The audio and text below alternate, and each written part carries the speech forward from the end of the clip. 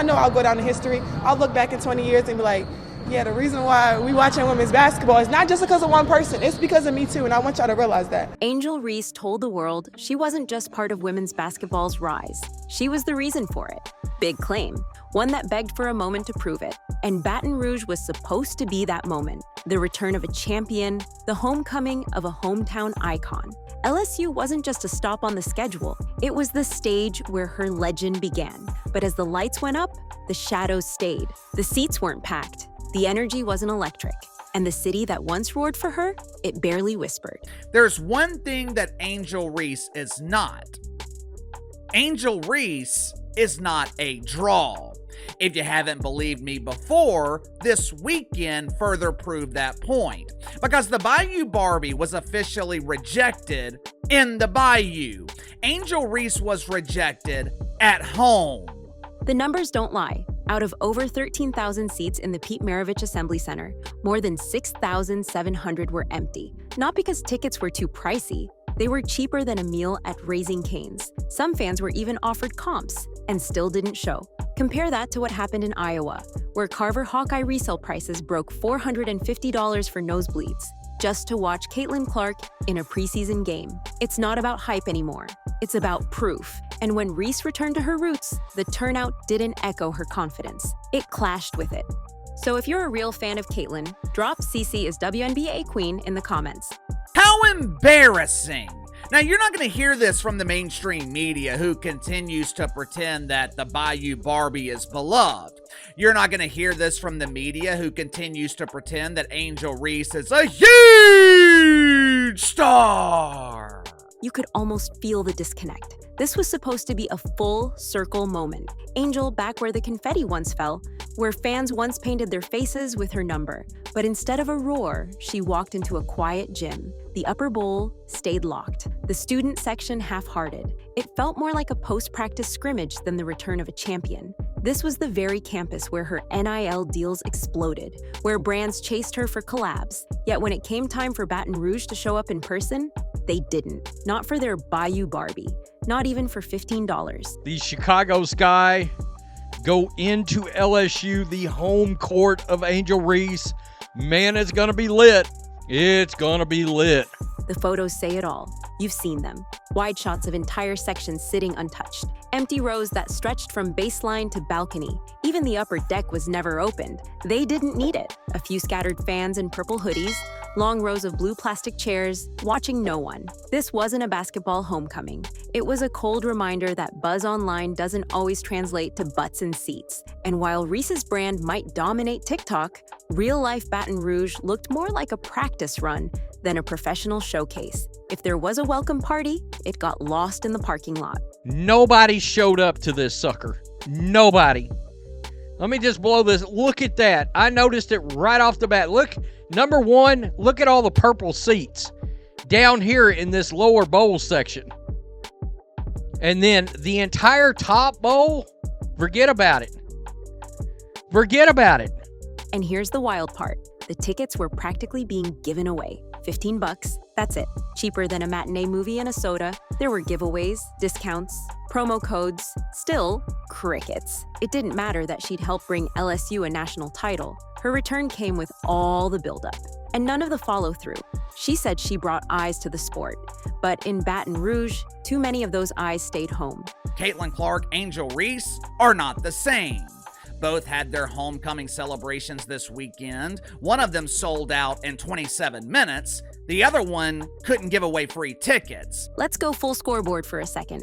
The Pete Maravich Center seats 13,215 fans. To clear 50% attendance, you'd need 6,607. They didn't even hit that. Angel fell about 300 people short of filling even half the building. Now imagine this. A player whose brand value is in the millions, a former NCAA champion, returning to her own school, and not even scraping half capacity. You don't need a marketing degree to know what that means. In case you were wondering, I did do the math. How many seats were actually left last night? Over 6,800. In a 13,000 capacity arena, there was over 6,800 seats still available. And some people were saying, by the way, that that literally there were some $15 tickets out there. Even the broadcast looked nervous. Camera crews zoomed so tight you'd think they were filming a documentary, not a WNBA game. No wide pans, no crowd shots, just close-ups, constantly. Because those rafters, empty. Social media didn't miss it either. Fans started posting their own clips, real angles, unfiltered and unforgiving. Commenters pointed out the echo, the awkward quiet, the vibes that felt off. One post went viral with the caption, "This is what happens when you confuse a highlight reel with actual draw power." And that might be the line that sticks. Look at all those empty seats, folks. That is crazy as hell. I mean, empty, all that. Never mind all this. They could have put black tarps over it. Look at that. Look at that. Look, the WNBA still got problems. They got problems over and beyond one player. I don't know what they do about it. It's just one game, her defenders say. But here's the issue. It wasn't just any game. This was a spotlight moment, a legacy checkpoint. And with all the talk, the sound bites, the IG captions, the expectation was clear. Pack the place. But the reality, a half-empty building, $15 tickets untouched, and a whole lot of silence did more to fact-check that claim than any reporter ever could.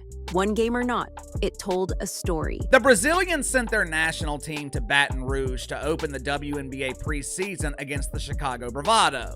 The event was marketed as a homecoming for Angel Reese. The Bayou Barbie returns to the Bayou to be worshipped by her millions and millions of adoring fans. This was supposed to be a celebration, a full circle moment. The hero returns, crowd erupts, and the arena glows with flashbulbs and pride. Instead, it felt like the energy got lost in traffic.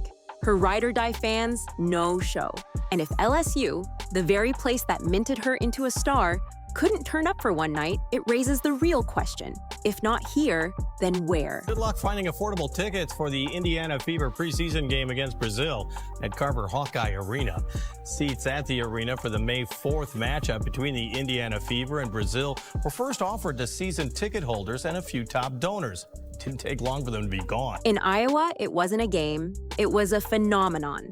Caitlin Clark's preseason debut with the Indiana Fever wasn't just sold out. It sold out in 27 minutes flat. Let that settle. Faster than concert tickets, faster than playoff games, for a game that didn't count. Clark stepped onto the court, and the roar hit NFL decibels. She's not just playing ball, she's throwing national events. I know I'll go down in history. I'll look back in 20 years and be like, yeah, the reason why we watching women's basketball is not just because of one person, it's because of me too, and I want y'all to realize that. Clark is doing what few athletes ever do, redefining demand. Preseason games used to be warm-ups. Now they're main events. Even rival arenas are expanding capacity just to handle the crowds. Meanwhile, Angel couldn't get her old campus to fill a Friday night. This isn't just hype versus substance. It's visibility versus reality. And Reese's reality is shrinking by the week. The crowd was praising their Bayou Barbie. The chants of Angel Reese could be heard all the way in the third row. Problem is, I wouldn't exactly call it a crowd. Even calling it a small gathering might be inappropriate. Perhaps a more suitable description would be a family reunion. Clark's not just shifting viewership, she's redefining the who. Young fans, NBA diehards, people who've never watched women's basketball in their lives. They're buying tickets, jerseys, streaming games, showing up in cities she's never even played in. She's the draw, an Angel. The receipts say otherwise. And then here we have today, basically clapping back at all of that and proving that they know that they are the moment, they are the Showtime team, they are the biggest team currently in the WNBA. This kind of stuff is not only good for the Indiana Fever, it's good for the entire WNBA. Back in Baton Rouge, it was more like a clearance sale. Buy one ticket, bring a friend. Still half the arena empty. And when opposing teams are moving games to bigger venues just to accommodate Clark fans, that's not normal. That's movement. Angel's return felt like a footnote. Clark's presence feels like a cultural shift. What I also think is hilarious is that they took that a step further. So if you go to the team store, the Indiana Fever's team store, you will see that they have a brand new t-shirt that they are selling. And that t-shirt says, "Every game is a home game." And then on the back, it says, "Now you know," with a sold out banner with all of their basically schedule. It's like a tour t-shirt and it says, "Every game is a home game." So who's really bringing the fans? Who's really putting butts in seats? Caitlin Clark is triggering sold-out stampedes in cities she's never lived in. Angel Reese couldn't fill the lower bowl at her own alma mater. It's not about bias, it's about numbers. And the numbers don't care who went viral last year. They care who people pay to see. As family and friends of Angel Reese welcome the Bayou Barbie back to the Bayou, pay very, very close attention to the so-called crowd. Roll the clip.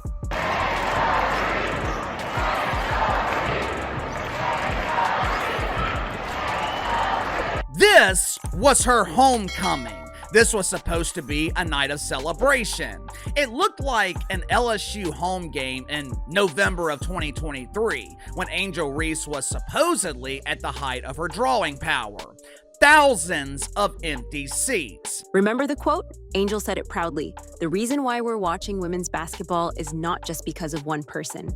It's because of me too." But where's the proof? Because when your own school won't even show up, that's a narrative problem you can't Photoshop. This is what the media is highlighting, because whether you guys like it or not, Caitlin Clark is the reason that a lot of these new fans are watching the WNBA. And anybody saying, "Oh, it's the rookie class," no, it's not. It's Caitlin Clark. And now, we've got the data. Ticket sales, attendance, reaction, no twisting, no spinning. The homecoming flopped. The seats stayed empty. And Angel's status as the face of women's basketball starting to blur. According to the mother of Angel Reese, who also refers to herself as Angel Reese, according to the original Angel, they are not celebrating her drawing power, mainly because it doesn't exist.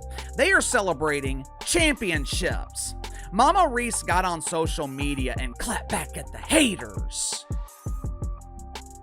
which in this case were Caitlin Clark fans who were pointing out the empty arena.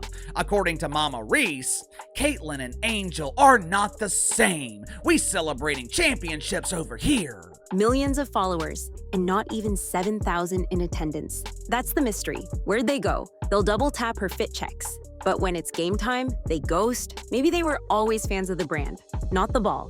One of them packed 15,000 paid fans into the arena. The other couldn't fill the lower bowl. And that leads us to the real question. Are we watching a player or a personality? Because one sells out arenas, the other sells skincare collabs. One drives revenue, the other drives engagement. Only one is changing the game. And she's not wearing purple. But look at their career trajectories since then. Caitlin Clark is the only draw in the history of women's basketball. Angel Reese couldn't sell out home games at LSU, couldn't sell out home games in the WNBA in Chicago, can't fill half the arena for her homecoming celebration. Caitlin Clark doesn't beg for attention. Matter of fact, I would imagine that Caitlin Clark gets tired of the attention. That famous line, "I bring eyes to the game," it collapsed under the weight of rows and rows of empty plastic chairs. Social media doesn't cheer. Real fans do. And in Baton Rouge, the silence was deafening. She does everything she can to keep her name in the headlines, yet for some reason, it doesn't translate to ticket sales, doesn't translate to television ratings. Angel Reese was the biggest star in Unrivaled. Hell, she was the only star in Unrivaled. No one was watching. So here's your scoreboard. One rookie has fans fighting for tickets. The other has $15 seats going untouched. One selling out coast to coast. The other's watching her momentum evaporate. This isn't shade. It's just what the numbers say. So if you ride with Caitlin Clark, drop CC as WNBA Queen down below. Like, subscribe, and stay tuned. This rivalry's just getting started.